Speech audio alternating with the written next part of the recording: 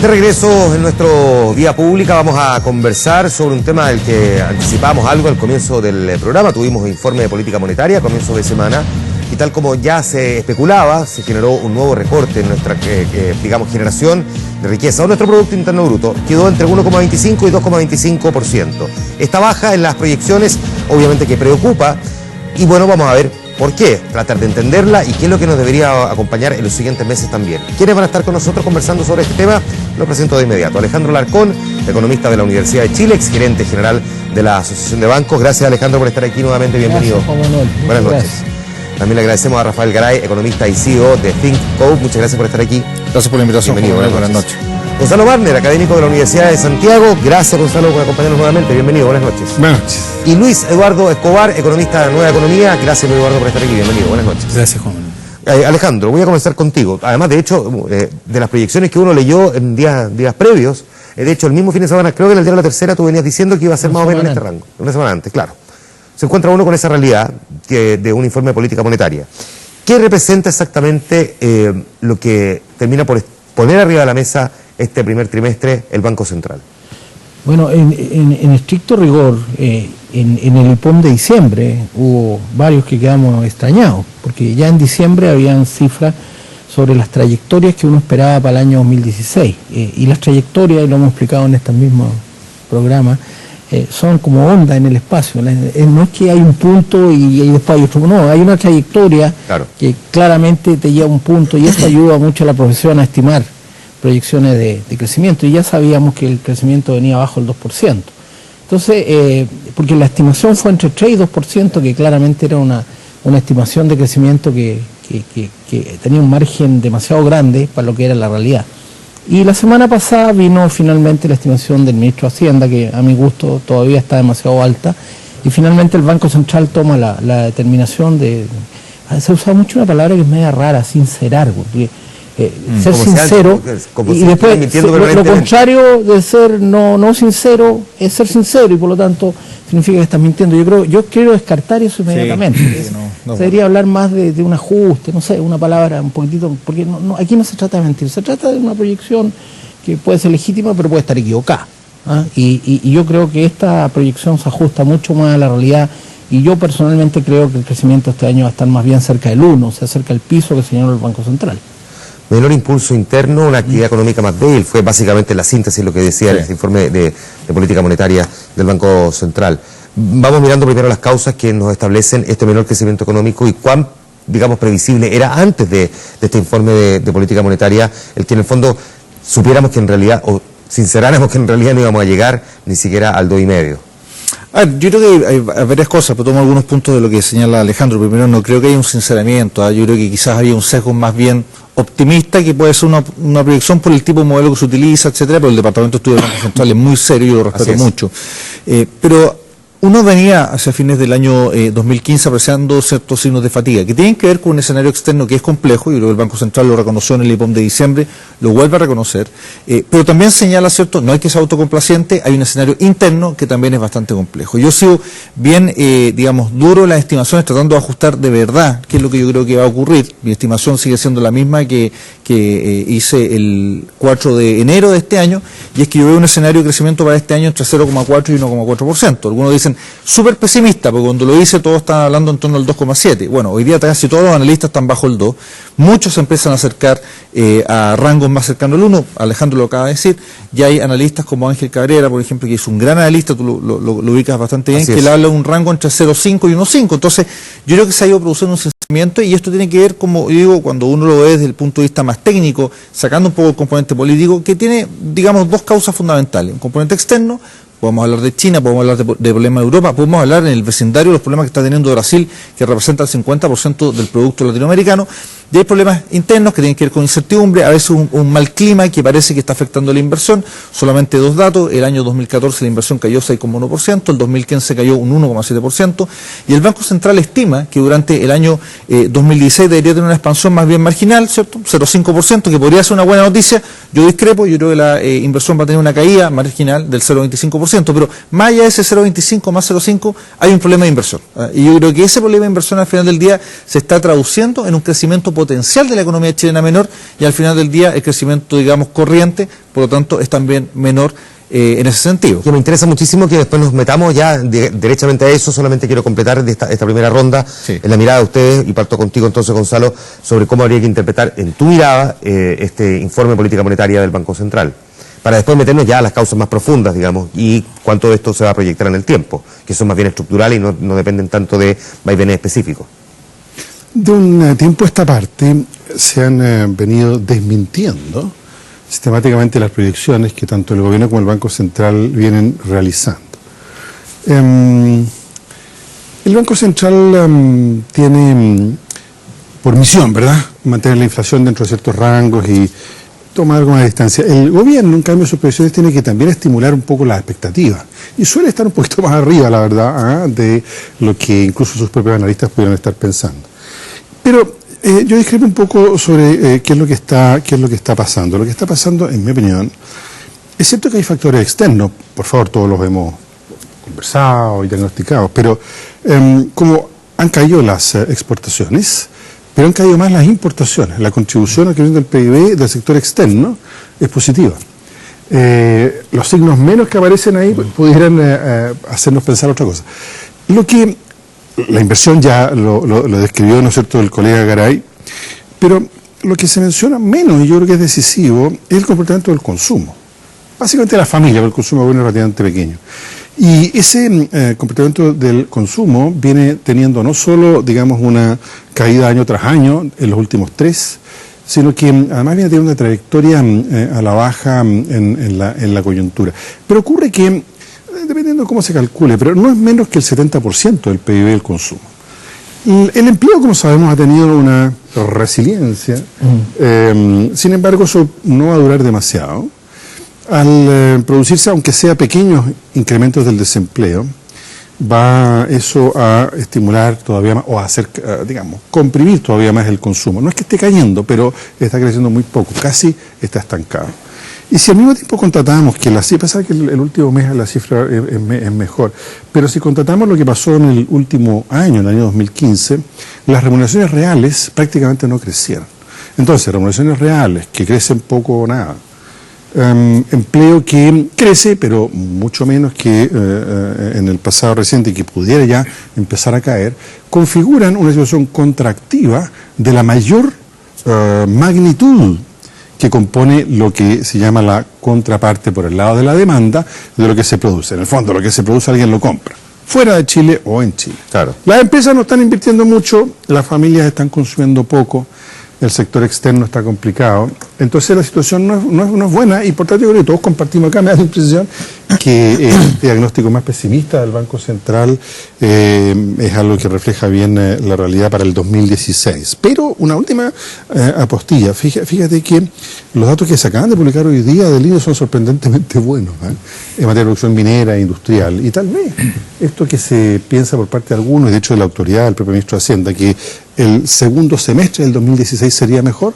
tal vez haría que la proyección sea más cerca del 2 que del 1. Pero por ahí andamos, o sea, bueno, no muy bueno. El Banco Central va entregando informes de política monetaria, no es uno, sino que son varios durante el año, cada trimestre. Por lo tanto, te pregunto, Luis Eduardo, al menos este informe, ¿crees tú que nos va a proyectar un 2016 tal cual como se viene, o tú crees que, como dice ahora Gonzalo, eventualmente hacia el segundo semestre podríamos tener un mayor grado de recuperación y por lo tanto una cifra un tanto menos desalentadora?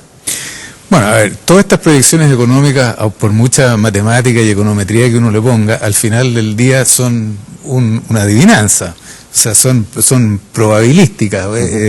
Entonces, en ese sentido, yo creo que lo que ha hecho el Banco Central es hacerse cargo de las últimas cifras que están disponibles, sobre todo las del último trimestre del año pasado, que fueron relativamente peores de lo que el propio Banco Central esperaba, como lo deja bien en claro en su último IPOM. Así que tú hiciste una proyección el 4 de enero, yo hice una en el pulso a principios de febrero, y yo pensaba en ese momento que tal vez podía estar entre 1,5 y 2,5 la tasa de crecimiento este año. Es difícil saber. Gran parte de esto va a depender de qué es lo que pasa con las expectativas empresariales, la recuperación de la inversión. y la confianza de los consumidores que hoy día están bastante recatados, como decía Martner. Entonces, yo creo que todos nos hemos ido ajustando a la baja, pero hay altos grados de incertidumbre en estas proyecciones. Ya, el presidente del Banco Central, Alejandro, decía, Rodrigo Vergara, y lo voy a citar textual, sería autocomplaciente responsabilizar solo al escenario externo de la desaceleración. Te agrego a eso, para que lo analicemos un poco, la mirada que tiene Rafael sobre el crecimiento que deberíamos experimentar este año, que lo fija como máximo, decías tú, entre 0,4 y 1,4%. Máximo 1,4. 1,4. Pero va a estar bajo. Que está más bien en el piso de la proyección del Banco Central, que es de 1,25% hasta 2,25% al menos en este IPOM. Primero miremos lo que dice el mismo presidente del Banco Central, que sería, digamos, autocomplaciente responsabilizar solo a una cuestión externa. Es decir, en el fondo implícitamente, aunque ni tan implícitamente, apunta también a responsabilidades propias. Por supuesto, Robert Solow, Premio Nobel de Economía y profesor de varios economistas que compartimos en esta plaza de Santiago de Chile, no quiero ser centralista, pero aquí viven los que yo más conozco, decía hace muchos años en el famoso paper sobre el crecimiento estable, el steady state, que se llama, que las causas del crecimiento, la fuente del crecimiento uno lo encuentra en dos variables. Una, la inversión, que es muy conocida, y la otra es la productividad. Bueno, eso te produce lo que se llama el crecimiento de tendencia, que es distinto al ciclo, porque claro, mientras nos preparamos, a través del tuit de Rafael, recibí varias invitaciones a discutir, algunas bastante interesantes, por ejemplo, si Piñera por qué Piñera tenía un crecimiento de 5%, pues, y en realidad todo eso tiene que ver con el ciclo. Lo realmente importante es la tendencia, que está explicada básicamente por esas dos variables, que son la inversión y la productividad. Y la verdad es que las cifras no son muy alentadoras, porque desde fin del 2013 que la inversión viene cayendo en el país. Incluso, y en eso suscribo lo que dice Rafael Garay, la cifra que ha dado el Banco Central de 0,7 de crecimiento este año, yo no la comparto tampoco. Yo creo que, oye, no nos hemos puesto de acuerdo, pero tengo exactamente la misma cifra que tú como una muy probable caída de la inversión. Y la productividad hace 15 años que no crece en el país, que es cero. O sea, esto cruza varios gobiernos, incluyendo el cambio de giro que tuvo en los años de Sebastián Piñera, ¿no es cierto? Y la productividad o es cero o es negativa. Por lo tanto, en Chile el crecimiento de tendencia se está alejando de números más grandes, porque la inversión no crece a causa de la expectativa, estoy seguro de eso. He vivido los últimos 25 años o 26 años de mi vida entre el sector empresarial, por lo tanto, yo converso mucho con la gente, más allá también de los cálculos econométricos, decía mi colega Escobar. He vivido en las sensaciones, es lo que Keynes llamaba el animal spirit, la expectativa, y ese animal spirit está muy malo, por lo tanto. ¿Pero por qué? Porque hay desconfianza, Juan Manuel, hay mucha desconfianza a una serie de reformas que se están haciendo en el país. Ya, déjame ir un paso atrás primero, porque cuando tú miras en estos últimos 15 años, que es lo que tú dices, que estamos, cuando nos quedamos pegados a un nivel, ¿por qué en 15 años no hubo, a pesar de que incluso tuvimos gobiernos de colores políticos distintos, claro, un quiebre de tendencia ahí? Claro, porque ahí está la reforma. Durante 15 años no han habido reformas microeconómicas que realmente mejoren la productividad. Reforma en el mercado de capitales, que hubo bastante en la década del 90, cuando salió la nueva ley de banco, salió la ley de mercado de capitales, 1 o 2, los cambios fundamentales que hubo en el Banco Central. Entonces, en los años 90 fue un salto del mercado de capitales en términos de funcionamiento. Después no hemos tenido más reformas. El mercado laboral, en mi opinión, y aunque entiendo que es legítimo las reformas que se están haciendo en el mercado laboral, que tienen que ver con los sindicatos, básicamente, vamos en el sentido contrario, en mi opinión. Después, en innovación y tecnología, el porcentaje que se gasta en este país es muy bajo. La tecnología es clave. En cualquier modelo de crecimiento, la tecnología es lo que explica el crecimiento sostenido.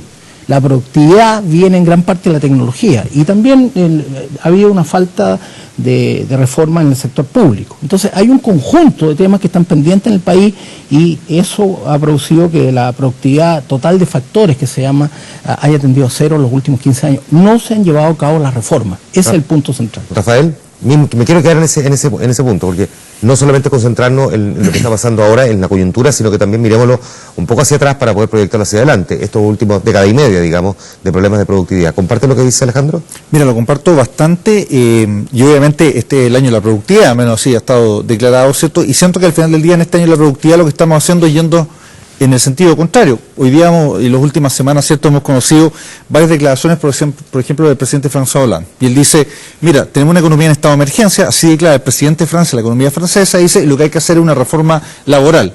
Y esa reforma laboral es muy compleja porque va en el sentido contrario del que estamos moviendo nosotros y está enfrentando ciertas grandes movilizaciones.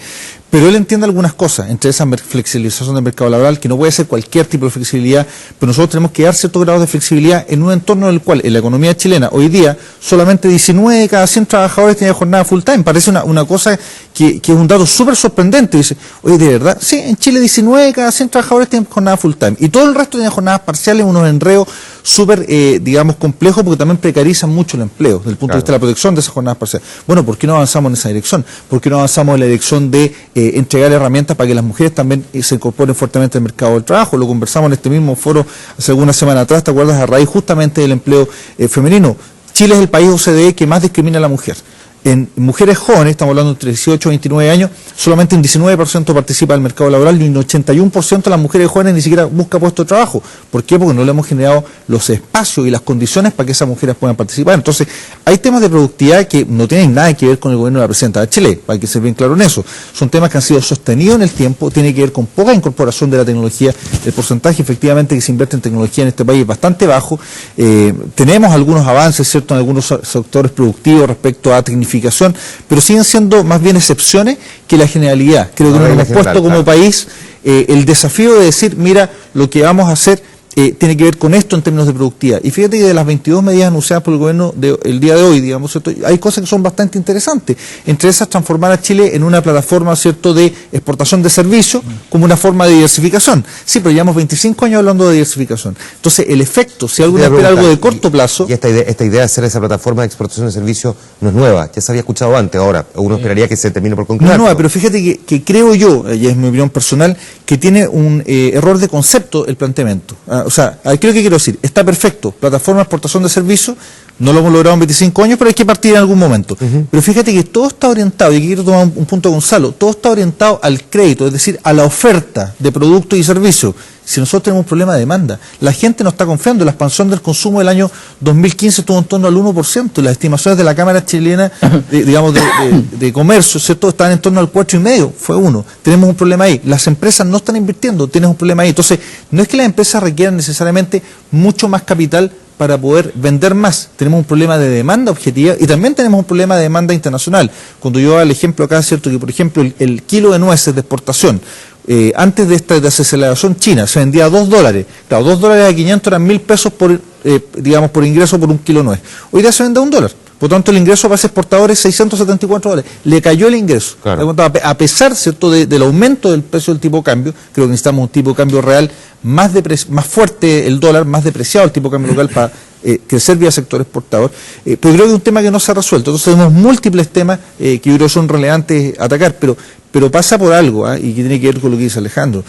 Pasa por una incertidumbre, porque cuando tú hablas con empresarios, yo estoy igual que Alejandro, mucho en el mundo real, mucho en la empresa, mucho en los directorios, también soy un pequeño micro emprendedor, y cuando tú conversas en los foros, nadie te dice, mira, en realidad decidí no comprar esta máquina porque China va a crecer menos. No, nadie te dice eso. La verdad es que te dice, mira, en realidad no le creo mucho al ambiente de negocio local, hay un sesgo local, y creo que de eso es lo que se hace el Banco Central cargo cuando dice, no hay que ser autocomplaciente y hay que mirar qué es lo que nos está pasando hoy. ¿Por qué, Gonzalo, no le creen? Es que ya nos metimos aquí derechamente el tema de fondo. ¿Por qué pasa eso? ¿Por qué no le creen? No es problema de ahora, porque ya lo hemos visto, esto se viene arrastrando ya hace un tiempo. ¿Dónde está esa ausencia de confianza? ¿Por qué se genera? Yo tengo una visión bien distinta aquí de nuestros amigos. El mundo empresarial más grande es un mundo empresarial muy ideologizado y politizado. Nunca. Al lado lo encontraba fantástico cuando se iba yendo el día anterior. Durante los 6 años de su gobierno lo atacaron de manera inmisericordia. Basta ver los editoriales económicos del Mercurio durante 6 años seguidos. Entonces, ese tema a mí no me preocupa. Pero mira, a ver, yo quiero retomar la cosa por otro ángulo. La tasa de crecimiento a largo plazo de Chile más o menos se calculaba 5% unos años atrás. Se fue bajando y actualmente anda, bueno, creo que aquí en esta tertulia y en muchas otras de economistas, nadie piensa que la economía chilena tiene una tendencia a largo plazo, un potencial de crecimiento menor al 3%. Sin embargo, estamos creciendo al 1, al 2. Entonces tenemos una economía que crece menos que su potencial. Eso quiere decir que hay un problema de gestión, yo comparto totalmente. Los asuntos externos no son positivos, no están ayudando, pero esencialmente tenemos un problema interno. Y tenemos un problema interno en la cabeza de la conducción económica de Chile. ¿Por qué? Fíjate tú que las empresas no están invirtiendo. Yo creo que porque no ven suficiente oportunidad de negocio, no por un asunto de que encuentran que tal o cual reforma no les gusta ideológicamente, pero no los afecta mayormente. Entonces, en este aspecto, este año la inversión pública va a caer, va a disminuir. En un momento en que la inversión privada crecerá un poquito, caerá, lo lógico, que es lo que se hizo el año pasado, es que se expandiese fuertemente el gasto en infraestructura. Luis lo conoce más que yo el tema, es sumamente requerido. Entonces, el gasto en inversión hoy tendría sentido coyuntural, pero también de largo plazo. Invertir en infraestructuras, pero también en educación. Cuando esto se hace bien, aumenta el potencial de crecimiento de la economía. Entonces tenemos un problema de conducción económica. Los que somos keynesianos, nuestro amigo cita a Keynes, pero no es muy keynesiano, decimos, necesitamos reactivar la demanda interna, necesitamos, por supuesto, hacer más alianzas público-privadas, no hacerle tanto caso a los empresarios, sino que generarles oportunidades como las que en Chile se han generado, en el dominio especialmente de las obras públicas, y estimular el consumo interno. Fíjate, hay un señor que hasta hace poco era el economista jefe del Fondo Monetario Internacional, que actualmente está para Japón, haciendo un planteamiento que aquí sería objeto de algo así como lo tratarían, qué sé yo, de Gaffiter y todas estas cosas. Subir las remuneraciones reales en el sector público, penalizar tributariamente a las empresas que no suban los salarios, generar un cuadro de estímulo del consumo de la familia, bajando todavía más las tasas de interés. Japón se encuentra hace mucho tiempo en una imposibilidad de generar justamente comportamientos de estímulo de su demanda interna, y su gran lucha es contra la deflación. No quiero yo introducir demasiados elementos, salvo decir, este es el momento de coyuntura, pero también de estímulo a largo plazo para la inversión pública y para incrementos de las remuneraciones reales. Seguro que nuestros amigos aquí no lo van a compartir. Y quiero decir una última cuestión. Yo los invito a que vean la base de datos de la OCDE, se metan en la parte de productividad, vean las distintas mediciones que allí están. Y hay una que es la más frecuente, en la que a mí me parece que metodológicamente por lo demás mejor se puede concordar, que es el valor agregado por hora trabajada en Chile. Y si uno toma los últimos 5 años, no es cierto que la productividad en Chile no haya aumentado. El cálculo es solo... Se contabiliza cuánta gente está trabajando, se contabiliza cuántas máquinas e instalaciones hay. Y la diferencia entre lo que se produce como incremento de lo que se llama factores de producción, se calcula como residuo y se dice, bueno, esto parece que es la productividad total de los factores. No quiero entrar en tecnicismo, salvo decir que lo que cada trabajador que trabaja 1 hora en Chile produce en términos de valor agregado, en los últimos 5 años ha crecido más que en Corea del Sur, que en Estados Unidos, que en la mayor parte de los países europeos. Los invito a que miren esa cifra. No es cierto que la productividad en Chile no esté creciendo como debiera. Lo que no está creciendo lo suficiente es la demanda interna en consumo y en inversión, y el gobierno está equivocando, haciendo una política de restricción en vez de impulso fiscal. Déjame preguntarle entonces primero Luis Eduardo y después le pregunto al resto también. Se comparte lo que dice Gonzalo, que 2 cosas que hay que hacer entonces, es fomentar todavía más las inversiones públicas y por otra parte también aumentar las remuneraciones reales. Como digamos, 2 elementos claves para poder generar esa reactivación. Yo creo que aquí hay un problema, ya no me acuerdo, no decía, pero hay que diferenciar entre lo que es cíclico de lo que es de tendencia. Alejandro decía eso. Entonces, claramente, y yo en eso también me suscribo como keynesiano, cuando hay una baja cíclica, lo que corresponde hacer, y en eso yo creo que no hay mucha discusión. El problema es básicamente cómo se financia el déficit fiscal, que yo creo que en Chile tampoco es un problema. Lo que hay que hacer es aumentar el gasto público y en particular aumentar el gasto en inversión pública. Casi todos los economistas de los países desarrollados que han estado en esta situación cíclica a la baja durante los últimos 5 años han venido pataleando porque se aumente justamente la inversión pública. Más aún, el primer ministro de Luxemburgo dijo famosamente en una intervención de la Unión Europea, cuando él era presidente de la Unión Europea, dijo, si los políticos sabemos qué es lo que hay que hacer, lo que no sabemos es cómo ser reelectos si acaso hacemos lo que sabemos que hay que hacer. Porque hay una resistencia en el sentido común de la sociedad a que los déficits fiscales pueden ser adversos, cuando los economistas sabemos perfectamente bien de que dentro de ciertos rangos de razonabilidad eso no es así. Entonces, en el caso actual de Chile, yo creo que uno de los errores que se está cometiendo es recortar justamente la inversión pública. Lo que habría que hacer es aumentar la inversión pública. ¿Es un error ese, Alejandro? Bueno, yo no estoy de acuerdo con el planteamiento de soltarse las trenzas y empezar a gastar. La evidencia... No, dije, déjame darte el argumento, Juan Eduardo, déjame darte el argumento. Eso para que se entienda y quién lo plantea de cierto rango. Sí, déjame decir los rangos los tenemos en Chile. El presidente Lago, junto con su ministro de Hacienda en la época, creó lo que se llama el balance estructural. Eso es una obra del presidente Lago, a quien yo respeto mucho, y por lo tanto, eso le ha dado lo que se llama el ancla fiscal al país. Hay un ancla monetaria, que es el que maneja el Banco Central, y hay un ancla fiscal. Luis Eduardo, yo trabajaba con ese. Claro, bueno, yo trabajaba en Hacienda, además, en esa época. Pero en esa época era más uno el balance estructural, y después, con el tiempo, empezó esta tendencia que era bueno. Claro, pero era una soltadita de trenza, porque lo que... Claro, de más 1 más 0,5. Claro, a 0 y a menos 1. Claro. Pero acuérdate que Brasil, que eso como estamos hablando... Con la pareja de la torta del Chavo del Ocho. Claro, exactamente. Juan Manuel, Brasil, el año 2010, ahí nomás, tenía un déficit fiscal del 2%. Claro. Hoy día Brasil tiene un déficit fiscal del 10%, y más allá de los problemas de corrupción que son evidentes, que han ocurrido ahí, hay un problema tremendo de poca credibilidad. ¿Para qué? Para que venga el capital extranjero. Nosotros vivimos en un mundo global. Ese mundo global tenemos que protegerlo, porque quienes financian una proporción muy importante a la inversión, y aquí hemos estado hablando de inversión, son los inversionistas extranjeros, que huyen de los países donde hay indisciplina fiscal. Entonces, yo no tengo más que dar el soporte como economista, esta es mi opinión intelectual, yo no estoy en la política, le doy mi apoyo más fuerte al ministro de Hacienda, que está haciendo un trabajo extraordinario con el objeto de tener un balance estructural de al menos de menos 1 el año 18, y de esa manera asegurar que el país, cuando venga la reactivación, porque estamos en el ciclo, va a venir un ciclo hacia arriba, consiga los recursos necesarios. Viene medianoche en unos segundos más, así que tengo que terminar ya la conversación con ustedes, pero quiero agradecerle. Estábamos entrando.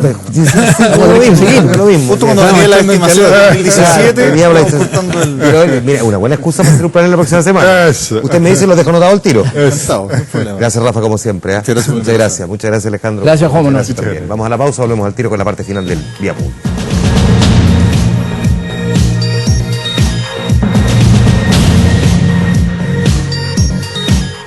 ¿Quieres viajar? ¡Hazlo! Dos grandes